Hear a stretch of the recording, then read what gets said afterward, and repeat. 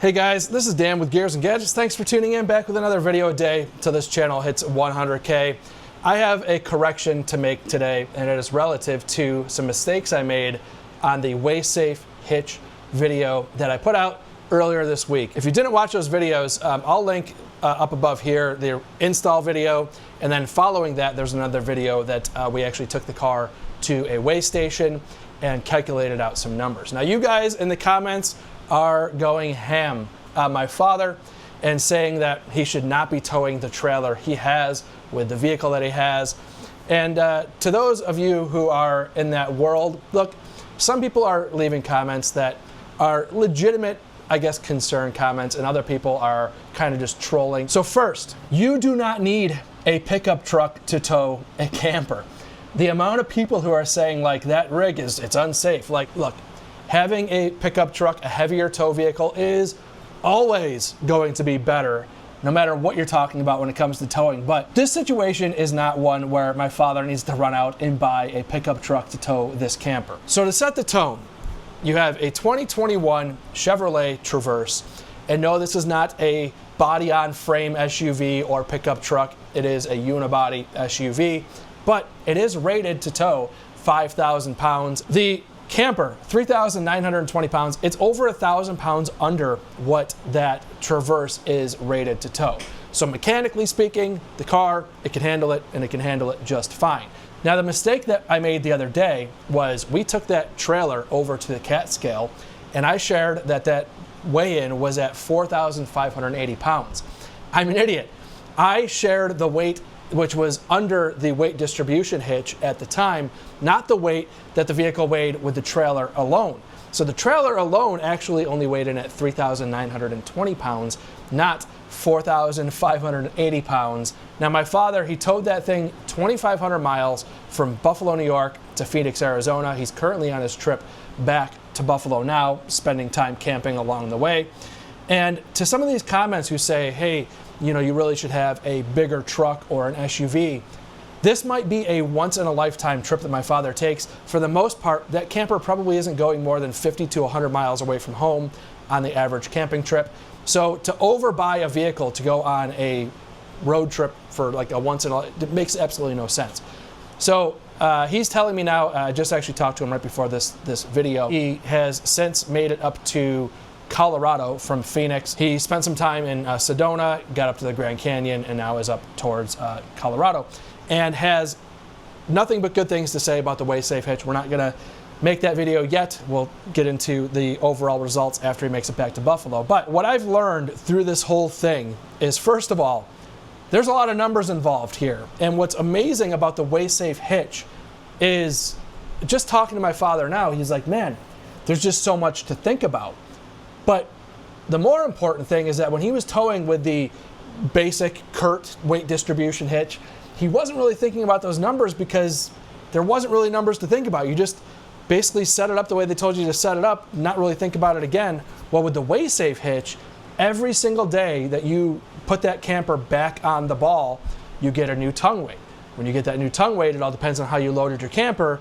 It can change things. So it makes you think about it every day without having to go to a scale to figure these things out. Now I'm gonna make another video about how to do the whole scale thing. I learned a lot through this whole process, but today I just wanted to talk about all these comments that I'm getting saying like, oh, you need to have a heavier tow vehicle. And again, yes, a heavier tow vehicle is better, but anybody who is holding themselves back because they have a vehicle that is only rated to tow 5,000 pounds, and they're thinking like, man, I would love to buy that camper, I just don't have the right vehicle. You can go out and buy the damn camper. And it's the same thing about the motorcycle or the site. Go out and buy, you only live once, have fun doing it. This is a very modestly sized camper, and I think, again, just to put it in perspective, you don't need to have a giant SUV to tow it. Overall, the Traverse, it's able to tow that trailer. The worst part of it that my father has to deal with is the wind. The lighter the tow vehicle, the more you're going to be susceptible to that camper, which has, you know, the large sides are going to catch the wind, and when it pushes it around, the tow vehicle not weighing as much as, say, a truck, it will push it around a little bit more. But that's the whole point of a Safe weight distribution hitch. is that it has the built-in sway control with the torsion bars, where my father today was saying that they actually did some pretty sketchy mountain driving today through some windy areas and had no issues at all. So the whole point here is you can do a lot with a little as long as you're within those weight ranges.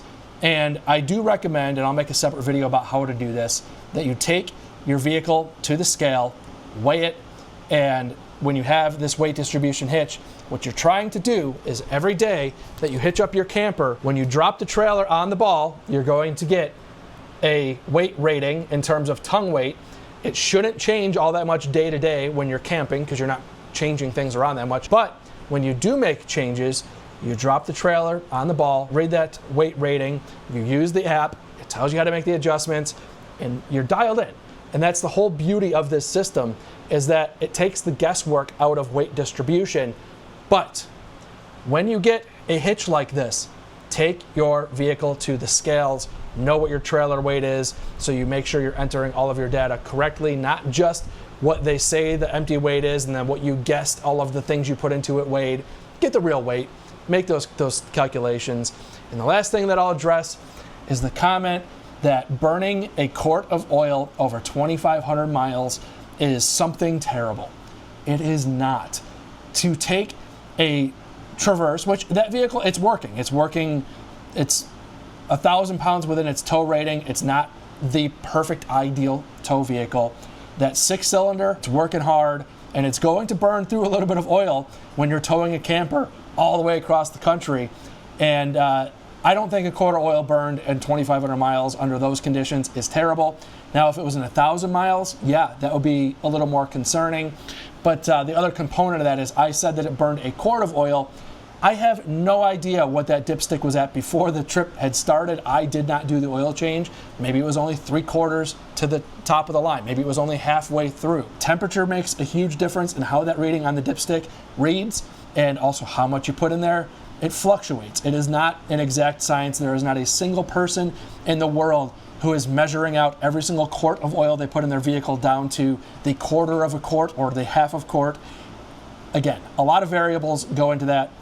A quart of oil, topping it off with a quart over 2,500 miles when you don't know where it started, not really a huge deal. In terms of like excessive other things, like you want to look, the most important things, is the vehicle overheating? Are you going through coolant? Going through coolant would be far more scary than burning through oil. And is the transmission staying cool? Those are the things you need to pay attention to.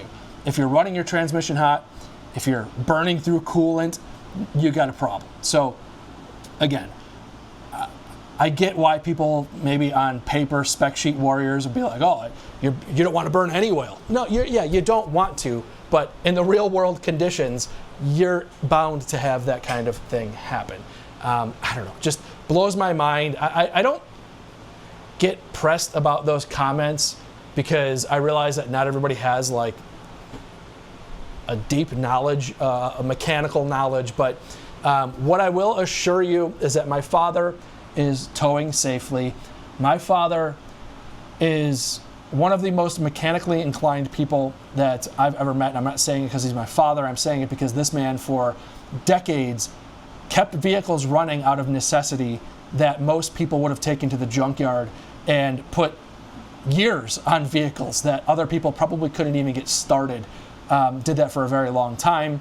And again, just not somebody who doesn't understand what they're doing. Now, on the other side, flip side of this, I do have a brother who is scared of using cruise control.